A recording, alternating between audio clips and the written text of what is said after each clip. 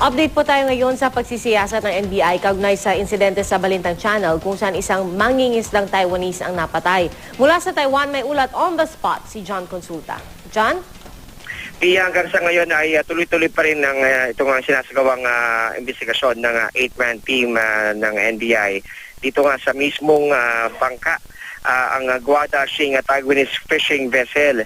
Lahat PIA talagang binubusisi ang bawat butas, ang entry point, ang exit point, at nagkaroon din ng reenactment doon sa mga survivors na mga Taiwanese fishermen. I-demonstrate nila sa NBI kung saan sila dumapa, nagtago, at saan nila nakita na nakabulagtang patay na itong ang Taiwanese fisherman na si Mr. Hong.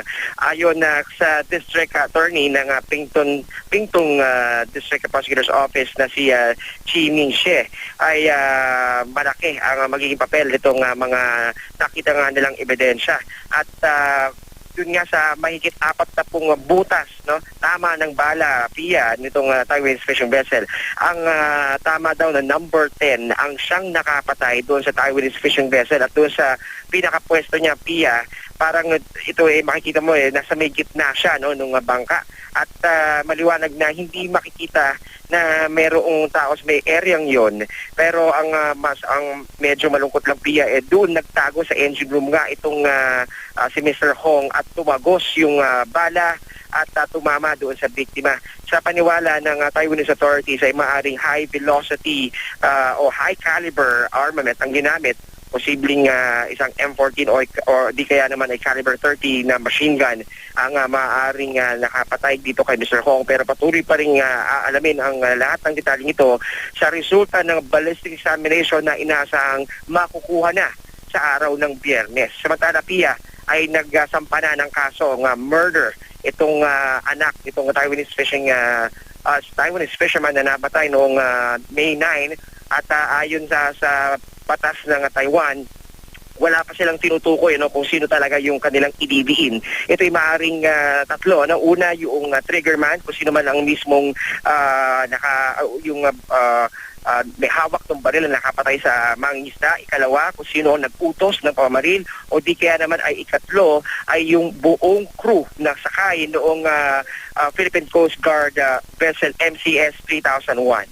So pagkatapos ito PIA, ay tutulak kami sa isang universidad dito sa bahagi pa rin ng Taiwan, kung saan ay nandun naman yung VDR kung tawagin, o yung Voyage Data Recorder, na ayon sa Taiwanese authorities ay magsasabi kung saan ang eksaktong lokasyon, kung ito ba'y nasa teritoryo ng Pilipinas o nasa teritoryo ng Taiwan, itong Guadashing Taiwanese fishing vessel, nang maganap ang pamamaril ng ng mga tauhan ng Philippine Coast Guard sa kanilang mangingisda. Yan muna latest mula pa rin dito sa Taiwan. Balik sa iyo, PIA. John, balikan ko lang yung sinabi mo tungkol dun sa pagsasampa ng anak ng mangingisdang napatay ng kasong murder. Ang kanyang paghain ng kaso, sino yung kumakatawan sa kanya? Yung kanyang mga abogado? Private attorneys ba ito? O mga abogadong bigay sa kanya ng gobyerno? Okay, PIA, actually ito ay inihain nga dito sa Pingtung District Prosecutor's Office itong kanyang isinampang kaso. At yung ating alamin mula nga dito sa District Attorney kung sino ang kanyang idinidiin.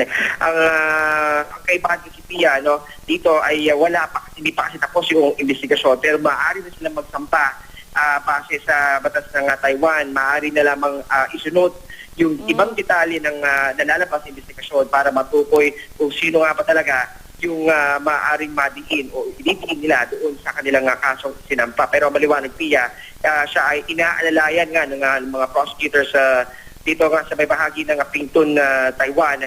At sabi niya ay yun ang kanyang padalang kahapon sa ating panayam sa kanya, ay nais daw sana niya magkaroon ng hustisya at sana maging patas ang mga investigador sa pag-usad ng isinasagawang investigasyon, PIA. Okay, so abangan natin yung pag-usad ng kaso dyan sa Taiwan, John. Pero balikan ko naman yung tungkol dun sa investigasyon na isinasagawa ng NBI.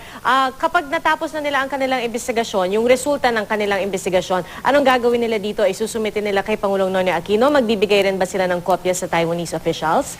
Okay, ayon dito kay Attorney Daniel Daganzo, ang pinuno nitong 8-man NBI team, lahat ng kanila makukuhang datos ay iuuwi nila ng Maynila. Wala silang di sila magbibigay ng anumang report dito sa Taiwan dahil kinakailangan daw muna nilang tapusin ang lahat ng kanilang pag-iimbestiga at kasabay na rin ng mga nakuha pa nilang mga ebidensya dyan sa Maynila. Pagsasamahin yung tiya at pagkatapos ay magbibigay sila ng report kay Secretary Laila de Lima bilang bahagi pa rin doon sa kasi ito ay parallel investigation, sinasagawang investigation din ng Taiwanese authorities. Pero maliwanag dito, Pia, ay magkaiba, yung report ng Taiwan side sa Philippine side. Ibig sabihin ay pagkapat dalawa bansa ang nag-iimbestiga, hindi ibig sabihin ay joint na yung kanilang report na gagawin. Magkahiwala yung kanilang report at ito ang ating aantabayanan sa mga darating na araw, Pia. So far dyan, maayos naman yung pagsasagawa nila ng investigasyon. Ibig sabihin, malaya silang nakakapag-imbestiga, walang restrictions sa anumang ebidensya na gusto nilang siyasatin? Okay, Pia, alam mo, very tricky talaga yung proseso dito sa Taiwan. Kahapon, inabot ng mahigit 10 oras yung pagtatanong ng mga tauhan ng NBI dito nga sa 3 survivors ng Taiwanese fishing vessel na kasama nung napatay na Taiwanese fisherman.